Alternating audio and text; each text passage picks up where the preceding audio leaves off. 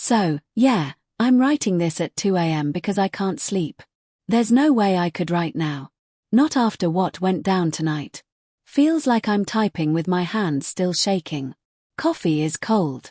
I don't even care. I don't really post much. Usually just scroll.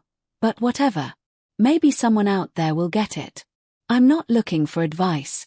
Just need to get it out. So, background. I'm Jet, 32, married to Gianna for 7 years. We have a 5-year-old daughter. I'm not going to go into some cutesy how we met thing. It's not that kind of story. Just if you've ever been in a relationship where you're always playing catch-up, where you're always the afterthought, you'll get it. Gianna is the kind of person who can light up a room and also make you feel like you're standing in the corner at your own birthday. She grew up with this massive Italian family. All opinions and loud dinners and weird grudges and people showing up unannounced. My family's smaller, more the text before you call type, but they try. So Christmas dinner at her parents' place, which is this weird half-mansion they've been renovating for years. It's always half done. There's always a top somewhere. 30 people, easy. Her parents, her brother, the one who thinks crypto is coming back. Aunts, cousins, all that. My parents, my sister Margaret, a few cousins who I barely see. Everyone brings food. Everyone complains about the food. Typical. This year though, something felt off even before the main event. Gianna was weirdly quiet. Not snappy, just distracted, staring at her phone, not really eating, not even laughing at her uncle's jokes. She usually fake laughs at everything. I thought maybe she was sick or just stressed. She kept checking her phone like every 2 seconds. I asked her if everything was okay. She just said she's tired of pretending and walked off to the kitchen. Whatever. I figured I'd let her cool off. I was already dealing with my mom's anxious hovering and my dad's. So, when are you two going to finally fix the roof? Jokes. Gianna's best friend Naomi was there, too. And so was my best friend, Peter. Peter and I go way back. Met through a local online gaming group when we were teenagers. Ended up hanging out just about every weekend since. He and Naomi started dating after I introduced them. So, yeah, tight circle. At least I thought so. Dinner starts. Everyone is packed around the table, elbows everywhere, kids screaming. My dad's already 2 glasses in. Gianna keeps looking at Peter. Not in a flirty way exactly, just like she's waiting for him to say something. I notice, but honestly, I've noticed a lot of stuff over the past couple years, and I just chalked it up to her being moody or whatever. That's on me, I guess. So, halfway through dinner, her uncle starts one of his rants about how back in his day, people didn't get divorced and suddenly Gianna just stands up. Everyone stops, forks down, all eyes on her. She takes a deep breath, glances at Peter, and then just goes for it. I'm not going to write out exactly what she said word for word, but the short version is she tells the entire table she's been sleeping with Peter for 2 years. Yeah, 2 years. And then just to twist the knife, she says, even our daughter might be his. Imagine 30 people dead silent except for a couple kids who keep eating like nothing happened. My mom covers her mouth. Margaret just stares at me. My dad mutters something I can't hear. Peter tries to say something, stutters, goes quiet. Naomi glares at him, then at Gianna, then at me. Gianna looks right at me, this weird half smile, and says I'm too pathetic to even get angry. Look at him. He's not even a man enough to fight back.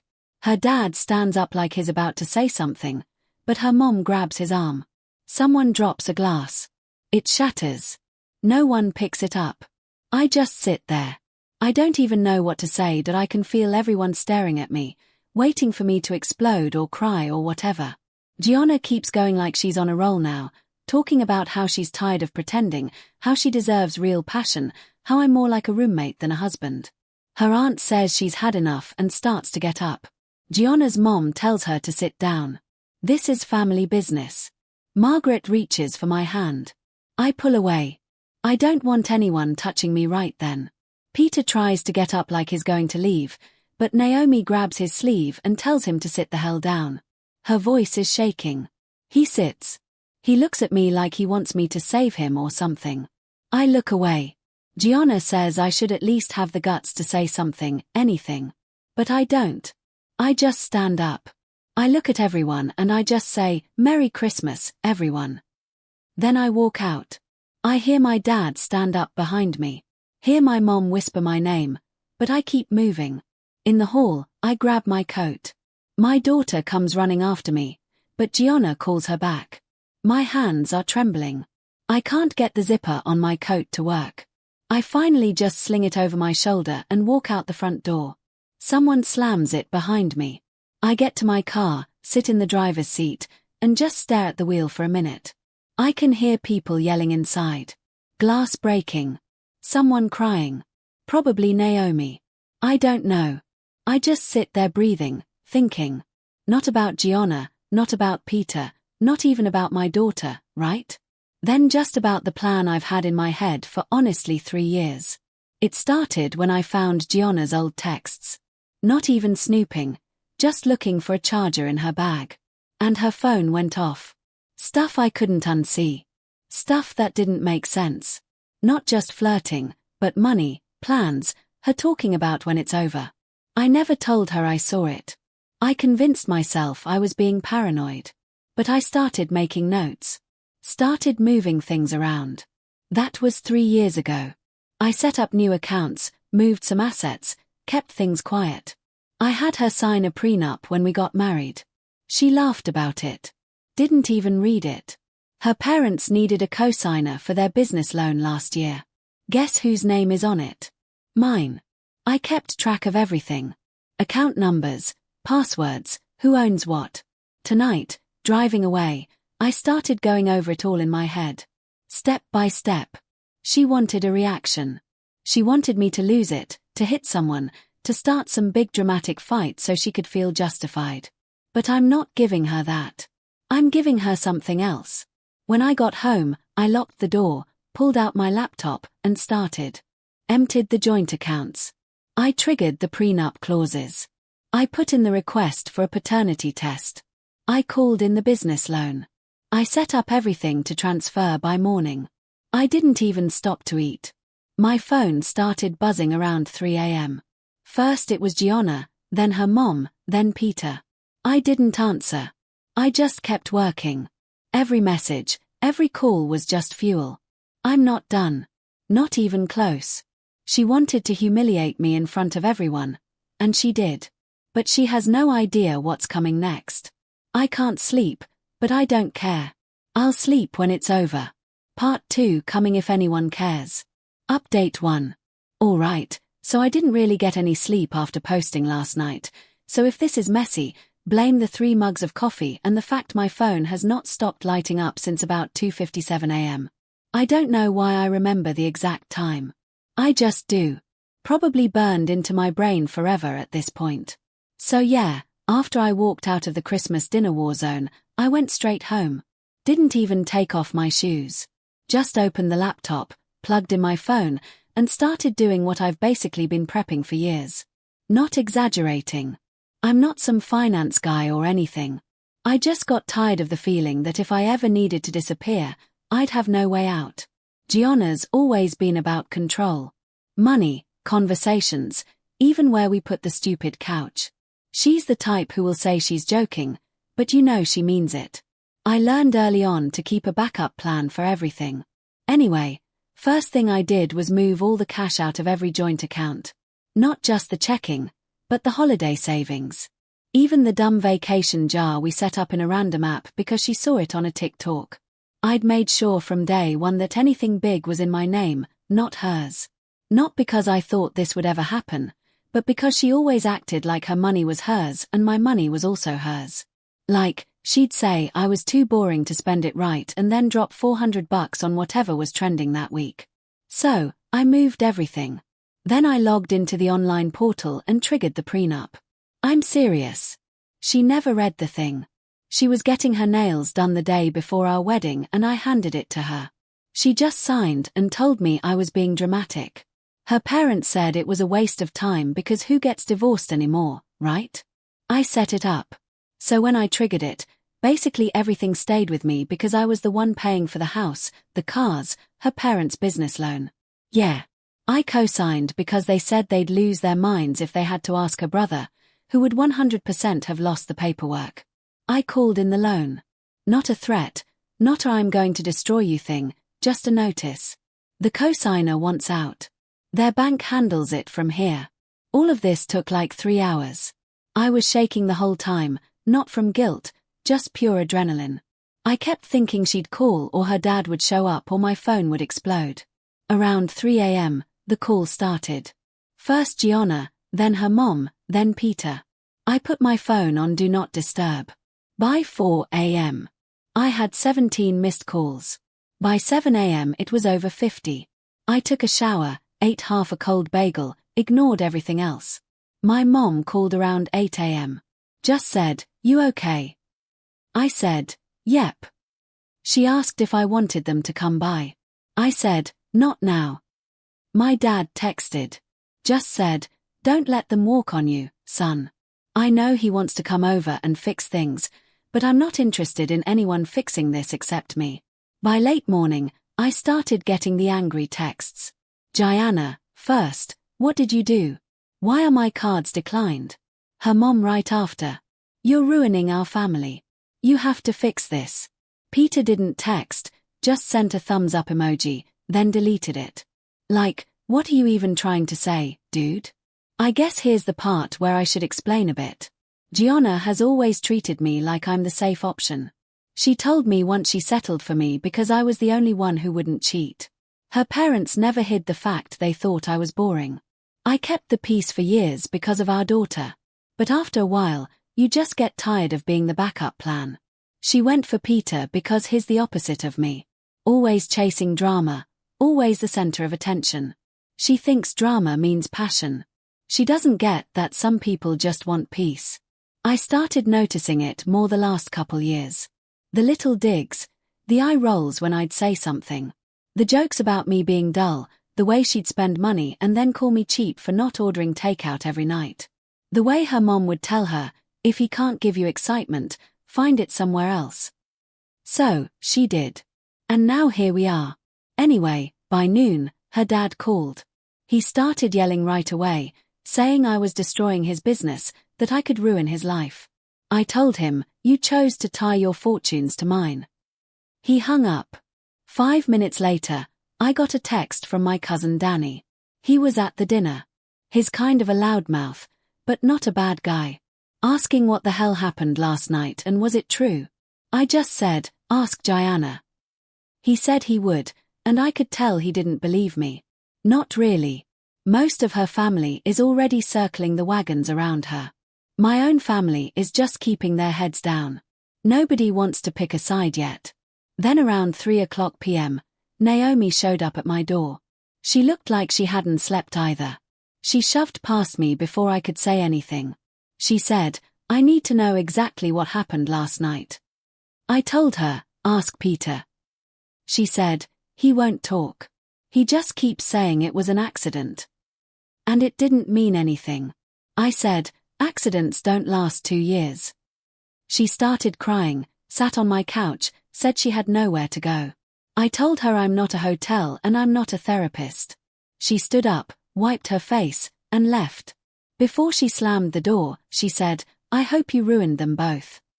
I just nodded. By 5 p.m, Gianna finally showed up. She banged on my door, yelling through it, saying I was a coward, that I was ruining our daughter's life, that I was just proving I was never man enough for her. I opened the door and told her to leave. She tried to push past me. I blocked the door. She slapped me. I said, "You need to leave or I'll call your dad and tell him you're here." She stormed off, cursing at me the whole way. About an hour later, Peter started texting. First, "Sorry, bro. Then you have to understand it just happened. Then let's talk like adults." I ignored every message. By 7 p.m. he was in my driveway sitting in his car. I went out, told him to leave. He tried to apologize, said he never meant for any of this. I told him, "You're not my friend. You're not even a man." He tried to push me. I shoved him back. He said, "You're going to regret this." I laughed. He drove off, tires screeching. By about 9 p.m., the group chat I was in with some of Peter's friends started blowing up. Some people didn't believe it. Some said I should have seen it coming. One guy just sent memes. All I said was, ask them, not me. Eventually, the chat went quiet. Nobody wants to pick a side yet. Everyone's just waiting to see who comes out on top. I checked my phone again before bed. Over 100 missed calls. Her cards were all declined. House payments frozen. Business loan now on life support. Her mom texted, I hope you're happy. I didn't answer. I know Gianna's family thinks I'm the villain now. So does half my own. I don't even care. I'm not playing nice anymore. I'm not the backup plan or the safe option. She wanted chaos. She got it. I set everything up so. The house goes into foreclosure if she tries anything shady. Every asset that matters is out of her hands. Paternity test request submitted. She'll see the paperwork by morning. I'm making sure her parents feel it, too. They spent years treating me like furniture. Now they'll see what happens when the furniture walks out. I can hear my phone vibrating from the other room. I'm not picking up. I'm not answering the door. This is just the start. Next, I start telling everyone the truth. They wanted a show. I'll give them one. Part 3. If anyone wants it, update 2, so it's been 2 days, I think. I've stopped checking the date on my phone. Just endless calls, endless texts, and honestly, I kind of wish I could sleep through this part, but nope. Not with Gianna's family group chat blowing up every hour and my own sister texting, "Are you alive?" with 1,000 question marks. The first weird thing today, Gianna posted some cryptic story on her Insta. Just a blurry shot of our driveway and some long-winded post about betrayal, family, and losing everything overnight. My phone immediately started pinging. Her cousin Lauren, who's never liked me anyway, DMs me saying I should be ashamed. People know what I did. I'm not fooling anyone. Then came the calls from her parents' friends. It's like they all agreed to ignore what happened at dinner and just decided I'm the villain. Some of them barely know me. One guy left a voicemail that started with "as a father" and I just deleted it. I don't even know his last name. Gianna herself started texting again. Not a single sorry. Just more stuff about how I'm destroying her life and our daughter's. She keeps saying, "Our daughter is asking for me," and I know that's true, but I'm not letting her weaponize that. I told her if she wants to talk about custody, she can go through the lawyer. She replied with a wall of texts, half threats, half guilt trips. Peter tried again. He's desperate now, blowing up my phone with everything from "let's talk" to "it wasn't supposed to be like this." He actually parked outside the house for almost an hour today. I could see him from the window. I didn't even go out. Naomi came by to pick up her stuff from his car. She slammed his door and yelled at him in the street. He tried to follow her. She shoved him away and got in an Uber. My mom called after that. Said she didn't like the idea of Gianna's family talking trash about me to everyone. My dad told her to let me handle it, that I know what I'm doing. They both want to see their granddaughter, but neither of them is trying to get involved in the fight. Margaret, on the other hand, started a private group chat from my side of the family and keeps forwarding me screenshots of Gianna's parents' Facebook posts. Apparently, I'm unstable and manipulative. Right. I started replying to people with just one line. Talk to my lawyer. I'm not playing the sympathy game. I'm not letting them turn this into me being the crazy one. The paternity test paperwork landed today. I got a call from Gianna's dad who started screaming at me about humiliating the family. I told him, "You made me co-sign your loan. You can deal with the paperwork." He tried to threaten to come over. I told him, if he sets foot on my property, I'll call the cops. He hung up. Gianna's mom tried a different tactic. She tried to bring my daughter over without telling me. She knocked. My daughter stood behind her looking confused, clutching a stuffed animal. I opened the door, said, "We're not doing this," and told her to leave. She called me heartless and shoved past me. I blocked her with my arm, told her again, "Leave." She slapped me. I stepped back, shut the door, locked it. She stood there for 10 minutes, then left. I heard her muttering the whole way down the walk. Later, I found out from my sister that Gianna's family is telling everyone I'm unstable and dangerous. Some people in my own family started texting me, asking if it's true. I just replied that I have all the proof I need, and if anyone wants to see it, they can come talk to me in person. So far, nobody's taken me up on that. Naomi texted me, too. Said she can't believe Peter chose Gianna and now he's crashing at his brother's place because she kicked him out. She said, "Don't worry. I told everyone what actually happened." I thanked her, but honestly, people believe what they want. Gianna's been trying to get into my accounts. I get alerts every time she tries to reset a password. She's also posting more stories, mostly vague stuff about betrayal and greed. She wants sympathy. She wants people to see her as the victim. The thing is, every time she tries something, she just digs her own hole deeper. Her parents' business is tanking because the loan's in default now. I got a letter from the bank confirming the foreclosure process started. I sent a copy to her parents. Her mom called me sobbing saying I was ruining innocent people. I told her, "You should have read the paperwork before signing." I started making a list of everyone who tried to guilt-trip me. Not for revenge, just so I know who's actually on my side. Feels weird, but it helps. Margaret called it my block list. She's not wrong. Peter showed up again. And this time tried to get in my face. He said I was blowing things out of proportion, that I should just let it go and be the bigger man. I laughed. He shoved me. I shoved him back, told him not to come near my house again. He stormed off, muttering that I'd regret this. I watched him leave, locked the door, blocked his number. My mom wants to have a family dinner. Just my side. Keep things quiet. I agreed, but told her, no drama, no talking about Gianna. Just food and cartoons for my daughter. She said she'd make her famous lasagna. I said, cool. Let's just pretend it's a random Tuesday. Gianna's not giving up. She called twice tonight. Left a voicemail saying she knows about the trust fund I set up for our daughter and that she deserves it, whether the paternity test is positive or not. I texted her, not a chance until the results come back.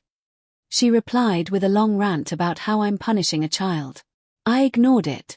I've talked to my lawyer about everything. Made sure I'm not crossing any lines. I'm following every rule. If she tries to start something, it'll bounce back on her. Honestly, it's weird being in the middle of this. People keep acting like they have to pick a side, but nobody wants to get all the facts first. Everyone wants to believe the loudest person in the room. I don't care. I'm not letting her rewrite the story. I have no idea what happens next, but I'm ready for whatever she throws. There's still the paternity test, still the house, still the fallout with everyone who's picked a side. I'm not backing down. I'm not playing nice. If you're reading this and thinking, wow, this is a mess. You're right. But sometimes the only way through is to keep swinging. Part 4 soon. I'm not out yet. Final update. So, this is probably the last one I'm posting about this because honestly, I'm just tired. Not in a dramatic way. Just the regular sort of tired where you wake up and your phone's already going off and you realize it's all still real. Yesterday started weird. Woke up to find my mom had left a loaf of banana bread at my door. She does this when she's worried but doesn't want to talk. Margaret sent me a long thread of texts, half memes, half her ranting about Gianna's family on Facebook. One of Gianna's cousins apparently posted that I ruined Christmas and the family business and tagged me and like 6 other people. I didn't respond, but I saw my cousin Danny defending me in the comments. And then it turned into a whole argument about who paid for the last reunion. Real grown-up stuff. Gianna's parents finally got the foreclosure notice. Her mom called, crying, asking how I could do this to innocent people. I told her, you tied your business to me. Not my fault you didn't read the fine print. She hung up. I could hear her dad yelling in the background before she did. Gianna's been back and forth between blaming me and trying to guilt me into fixing things for our daughter. She sent me a long message about how no child should have to see their family fall apart. I told her, you should have thought of that before you nuked Christmas dinner. She replied that I was always too cold. That's why she did what she did. She says she needed something real. I told her, You got real. Enjoy it. The paternity test came back today. I got the notification first. Our daughter is mine. I stared at the result for a while. Not sure if I felt relief or just nothing. I texted her the screenshot and said, "Guess you were wrong about at least one thing." She didn't reply. My parents wanted to have a dinner. Just us and Margaret. No drama, just pizza and bad reality TV. My daughter was there. She barely talked. Just kept playing with her tablet. I don't know if she understands what's going on. She's 5. She just knows things are weird. I told her I love her. She said she loves me, too. Then asked if she could go back to Mom's house soon. I said maybe. Naomi texted me out of nowhere. Just said she's out and doesn't want to hear about Peter again. She blocked both him and Gianna on everything. She also said, "For what it's worth, I hope you actually keep the house." I told her, no promises. Peter hasn't tried to talk to me again. He moved out of his apartment, apparently staying with his brother. Mutual friends are ghosting him, which is honestly more than I expected. A few people texted me saying they didn't want to get involved, which is code for, "Please don't make me pick a side." Whatever. The house is technically still mine, but I'm not keeping it. Too many memories, too many headaches, and honestly, I'm sick of explaining the foreclosure to neighbors. I set up a storage pickup for next week. Gianna texted asking if she could come get her stuff. I said yes, but I'm not going to be there when she does. Margaret offered to swing by and make sure Gianna doesn't take anything that isn't hers. I told her if she wants to deal with that circus, she's welcome to it. Gianna's parents are officially out of the business. The bank took over. They'll probably end up moving. Her mom posted some long rant about betrayal in the family, but didn't mention names. My mom said, "Just block them all and move on," but I haven't. I like seeing them scramble. There was one last family dinner at Gianna's parents' place before they moved out. I wasn't invited, obviously, but Margaret drove by on her way home and said it looked like a wake. She said, "You did what you had to do." I said, "I know." So now it's just regular life, I guess. The group chats are dead. Nobody's posting about it anymore. Everyone's back to arguing about whatever dumb thing is trending. I went to the grocery store and ran into one of Gianna's aunts. She glared at me, then looked away fast. I just kept walking. If you're hoping for some "I feel better now" ending, sorry, not there yet. I'm not crushed. I'm not healed. I'm just done. I made sure they felt everything they put me through. I didn't forgive. I didn't forget. And I didn't fix anything for them. I played by the rules and I hit back harder. Sometimes the best you get is a quiet house and nobody calling you at 3 o'clock in the morning. I'll take it. Guess that's it. If you're reading this and you're in some mess like mine, don't let them walk on you. You don't owe anyone your silence or your calm. Sometimes you just burn it all down and walk away.